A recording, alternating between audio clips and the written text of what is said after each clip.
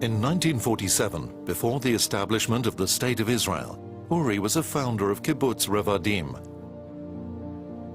A humble farmer, a man of the land. That's how Uri Pinkerfeld describes himself. A simple turkey farmer, but he's an activist. In 1948, he joined the Palmach 3rd Battalion, the elite commando unit, to defend his land in the War of Independence. Later, he became secretary of the National Kibbutz Movement and was active in the early years of the Israel Lands Authority and the JNF.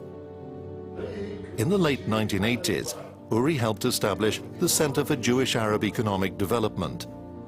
He realized that Israel needed to be built by all its communities, and to do so, the rights of Israeli Arabs had to be upheld. Then, in the late 1990s, Uri helped create the Council for Unrecognized Bedouin Villages. As citizens of Israel, the Bedouins still live in the shadow of economic development. Being unrecognized means that the government will not provide them with electricity, running water, a closed sewage system, early education, and many basic rights. But now, 11 out of the 45 villages have been recognized. Helping Israeli Arabs has always been deeply unpopular. But by opening a dialogue at the grassroots level with village officials and local farmers, Uri has shown Arabs that Jews want to live with them on an equal basis. Developing mutual respect is vital to stability within Israeli society. Throughout the troubled decades, the innocents have suffered most unfairly, both inside Israel and beyond the Green Line.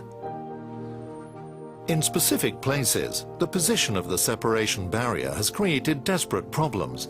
Uri felt that basic humanitarian aid had to be provided. For the last 4 years, he has taken food and medicine to help those Palestinian farmers and their families who have become separated from healthcare, their farmland, and their livelihood. The villagers of Salem in the northern West Bank are a humble community who rely on their land for their livelihood and have done so for generations. The harassment and summary justice meted out by radical groups of settlers is unjustified and illegal. To this day, they cut water lines, desecrate graves, and occupy buildings that are not theirs, and all with seeming impunity.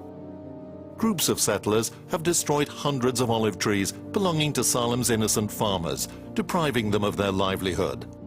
As a Jew and an Israeli, Uri was ashamed of what he saw, and of what some Jewish Israelis could do and get away with. He and a colleague held meetings with local Palestinians, and together they went to the groves to replant and save the trees. Uri is still out there, making sure the local population is not attacked by settlers. He coordinates with the army where trees are to be planted. His aim is to further the cause of coexistence and human rights, showing Palestinians, especially the children, that Israelis can be good neighbors. So, aged 79, Uri is still in the front line, upholding Jewish values to everyone's benefit. The New Israel Fund UK congratulates Uri Pinkerfeld for his outstanding work for human rights and coexistence.